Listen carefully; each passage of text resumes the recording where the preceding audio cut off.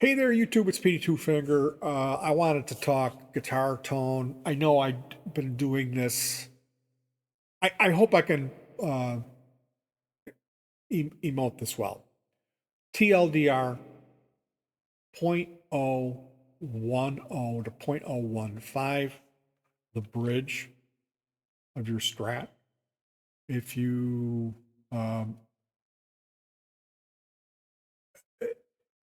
if it's a humbucker guitar like a Les Paul, maybe a 0.022.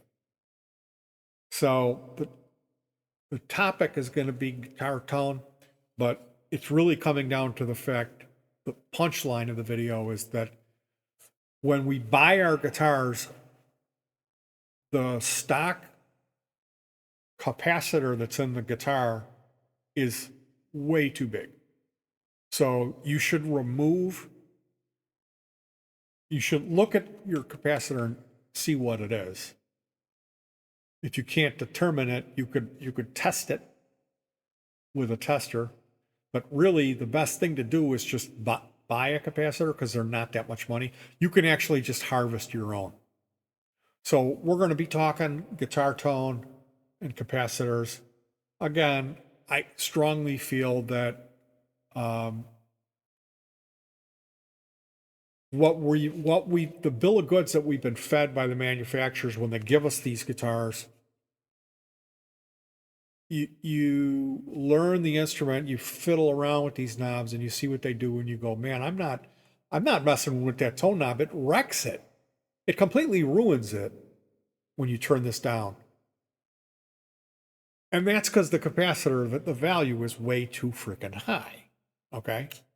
Now, before we go down that road, I just wanted to, for the people who aren't so patient, who don't want to hear a whole tone talk, Petey talking about blah, blah, blah for 20 minutes, the recipe that I've come from experimenting, and like, yes, I like Strats, but I like a humbucker in the bridge. So I can do some high gain stuff. And they'll tell you a 0.022 for humbuckers, but in my Strat, I've got 0.022 on the neck and the middle, which are single coil pickups. And on the humbucker, I got 0.015. That measures out 0.013. And on my other Strat, I don't know if it's a 0.012, I think it is. I don't know. I have to look. That one, when you set it on the bridge pickup with this lower value capacitor and you turn the tone all the way down, it sounds like a cocked wah when I have a distortion on it. And it's not like, I know you think cocked wah is not exactly subtle. It reshapes your tone, gets rid of all the natural guitar high end, everything's gone. This isn't like that, okay? If you're using a 0.015 tone capacitor and you totally kill it, yes, and you have a distortion. And from what I've heard, this is a not a real well-known thing, but I did find people talking about it. The cocked wah tone capacitor. It depends on the effect that you get, like how much it will sound like a cocked wah wah on your sound depends on the type of pickup you have. So I have a 9K humbucker and I have a mini humbucker, which is, it's not a hot rail. It's a humbucker that's in the same size as a single coil. And there is little stud, like Phillips head, whole pieces pop up. And that ohms out at 9K. That pickup really has it the most. Like that was when I noticed it. We were playing a one of these songs that I've written that has a high gain, a modern high gain sound, just a ripping, like a rectifier sound. And but I'm playing like a riff type thing. And I had turned the tone all the way down on the guitar, and I'm like, I can't believe the tone I'm getting. So since then, I've made this modification in my other guitar, my other Strat, and I'm like over the moon. Like I couldn't be happier with my tone. I've never had guitar tone this good. And it's because I'm turning the tone all the way down. And what I would need to explain to you guys, it's not easy to explain. I'll try to do it. Like here would be treble, here would be mid range, and then the bass would be down here. So the larger the number of your capacitor, the lower into the frequency spectrum that it's going to cut. So when you buy your Strat, if it has a 0.047 capacitor, like all of mine did, when you turn the tone down, it's going to cut into. All you're going to be left with is like your signal's going to be like coming up to here. There's going to be no treble left, and that's why when people first experiment with their electric guitars, they play with the tone control and they go, oh man, that sounds like crap when I turn that all the way down. I'm never going to mess with it. I'm just going to, that'd be one less thing I got to worry about.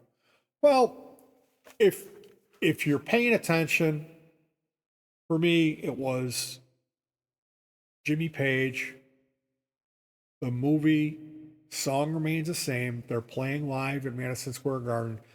He's got a Les Paul, and maybe he's using some pedals. You know, Page probably had a tone bender, maybe.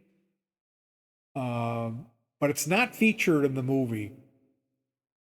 And back in the day, people didn't have pedal boards. They got their distortion from their amp, and there were guys that were figuring out that they could ride their volume control and their tone control. And this is guitar tone. Okay, guitar tone is not turning the treble all the way up and never touching it. All right. There's like, you could look at it like a roll and you're buttering it. There's only so much real estate. You can't just keep piling the country crock on there. It's going to fall off of it. You know, you only have so much real estate. And when you have like cymbals, vocals, guitar, all fighting for that treble bandwidth, the guys who mix, they know that they have to cut those frequencies out of these performances and have it perfectly balanced for it to sound just right. Which instrument tracks gets to be in that frequency range. Otherwise, they cut it. They use a filter, which is same thing with the capacitor. So what I'm saying is, like I watched this special, and I don't agree with the name of it. It's guy's name is Roy Buchanan, and Roy is no longer with us. He left us too soon, and it's a tragic, sad story. I'm sure if you're watching this channel, there's a good chance you are aware of who Roy Buchanan is. Just in case there might be some people who are not, which is probably low. There's a special that they made, WTTW, Public Access Television, and it was called The Greatest Guitar Player You Never Heard of. And I saw that maybe in 2012, and I could not believe how good Roy was. I know it sounds like with a name like Roy Buchanan, he sounds like kind of old-timey, or like he might be drinking cologne. Some weird old guy. He played a Telecaster, and he was a motherfucker. Unbelievably talented guitar player. And his thing, he would play a Fender, a little tube amp with a 12-inch speaker, and he set it on a folding chair and turn it around. So the speaker was facing at the back of it. That's how he got his tone. And he was always playing with his tone control. If you watch him, his pinky is wrapped around the tone control and he's doing wah wah, wah wah. And I'm like, whoa, he's doing that. He's getting a wah wah with his tone control.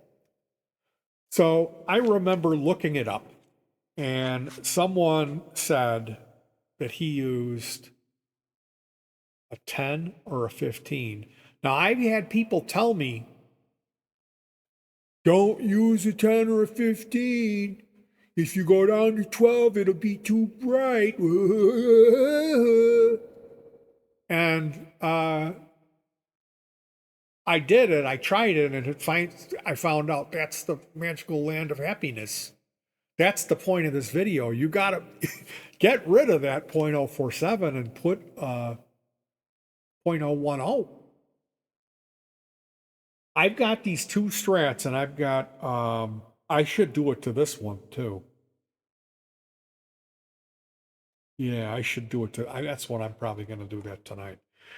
The thing about it is,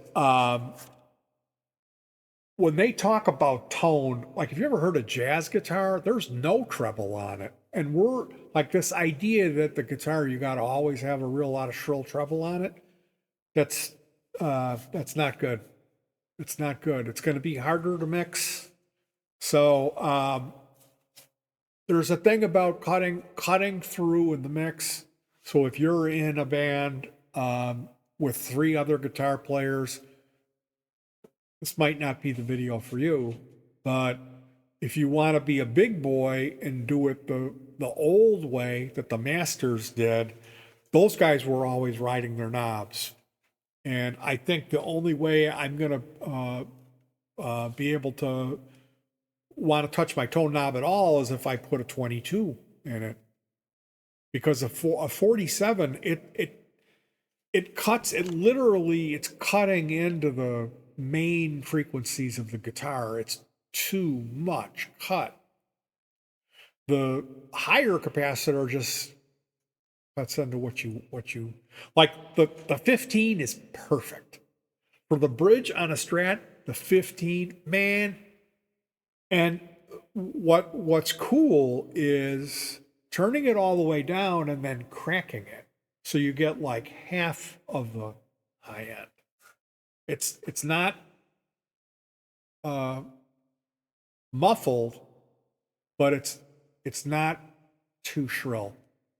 And that's, especially if you're a guy that has issues with clipping, bad distortion, being too loud. If you have ever had anybody complain, or like if you're having feedback problems, I'm running a treble boost all the time, so I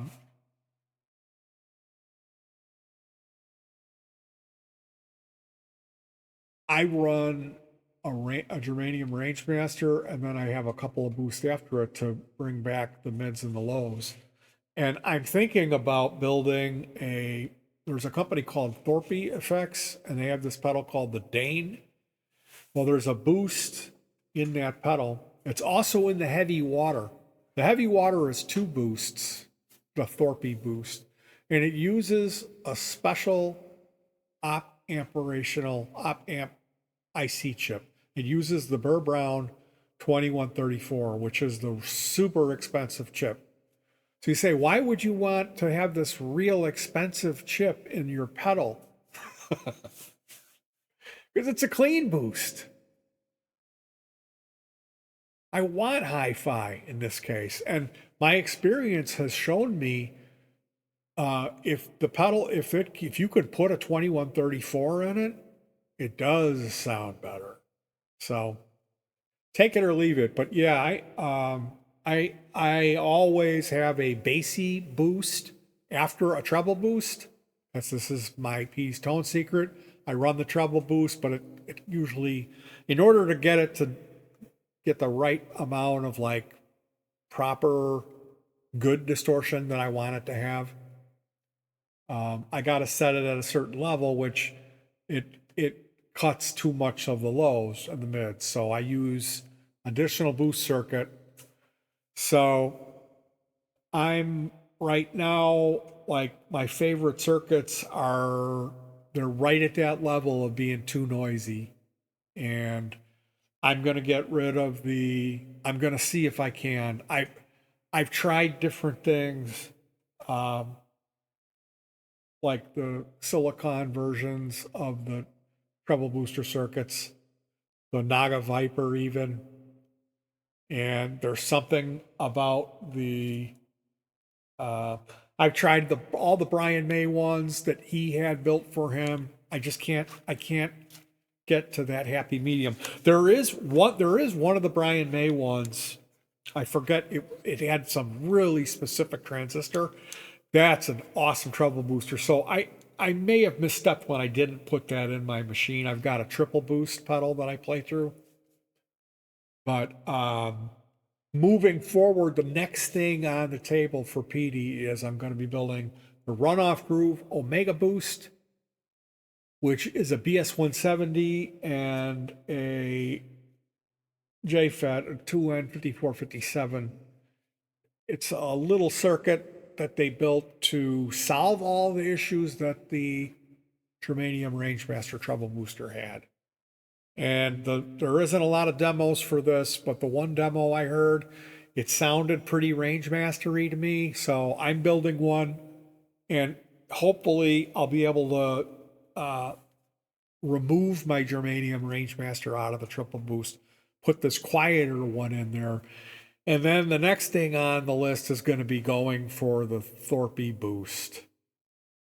Because I'm using, right now, I'm using the EP boost circuit that's modified for an extended low frequency response. And I really love the EP boost, but I haven't tried the Thorpe boost. And the Thorpe has a gain control and a bass pot. So I've tried a few different things in that spot. Really, the only other one is made by a company where I don't like the guy, and it's not up to snuff with what an EP boost does, so I'm not going to mention it. It was kind of a letdown. So I don't know.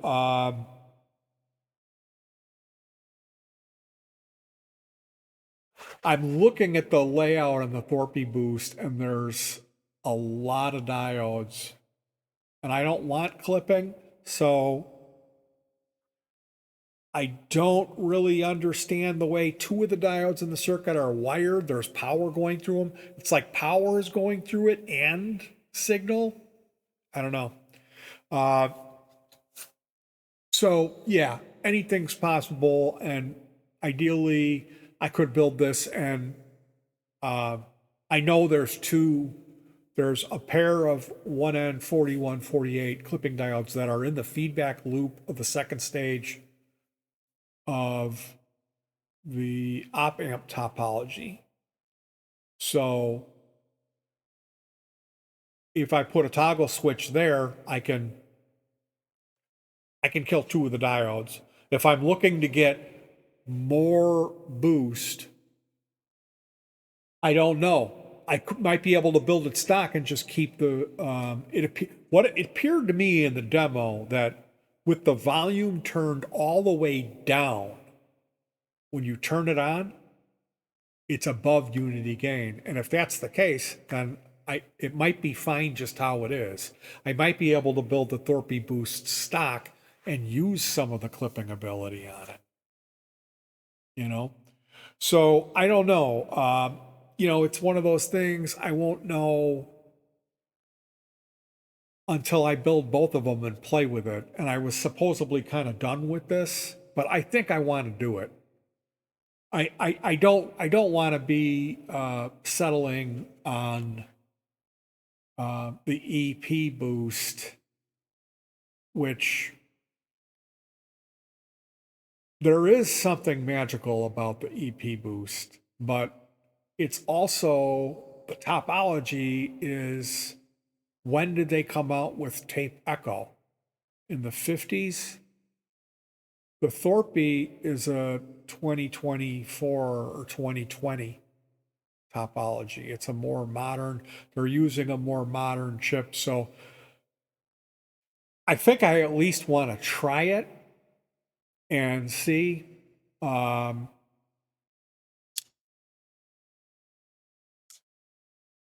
It's just funny because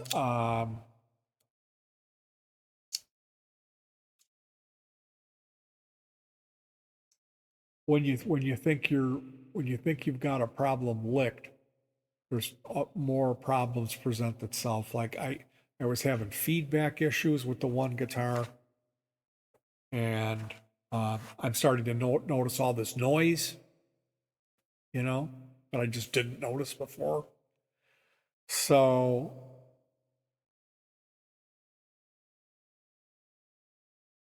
and I take that back because I did notice it. I noticed it all the time, but I always found a way to deal with it, you know?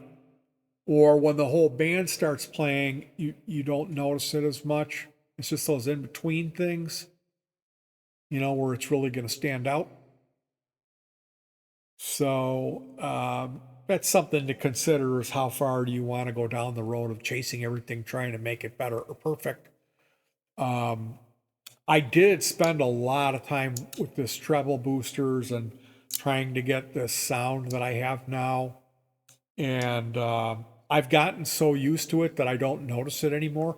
It's just part of what I do. But I also know, man, it's hard to get it to sound really good.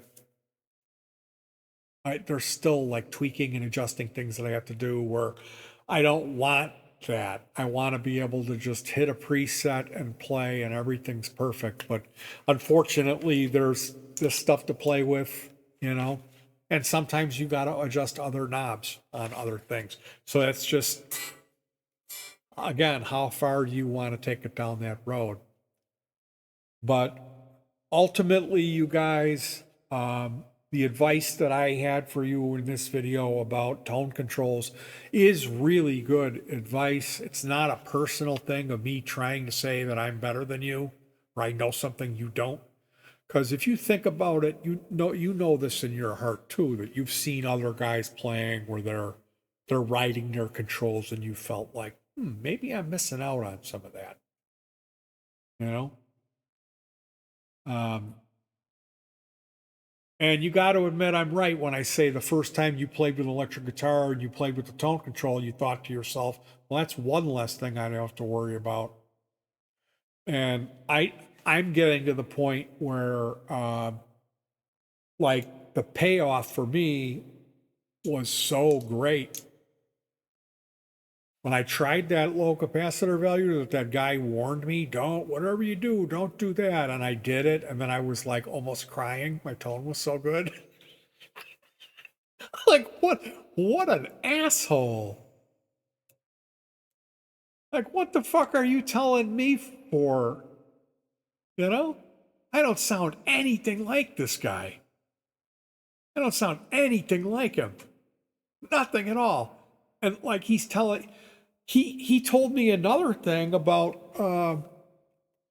another part of my guitar, and he was like, if you put those parts on there, it's going to make it so it's not bright at all. It's going to be really dull. That's what he told me. And then there was another thing, and he's like, you're going to be too bright. Like, wow, it's really fucking Goldilocks for you, isn't it? Your Comfortably Numb solo that you play every week at the same open mic. Anyway, you guys, I'm going to let you go. Don't comment, and don't ever touch your tone control. Don't ever use flux. Don't hug your pets.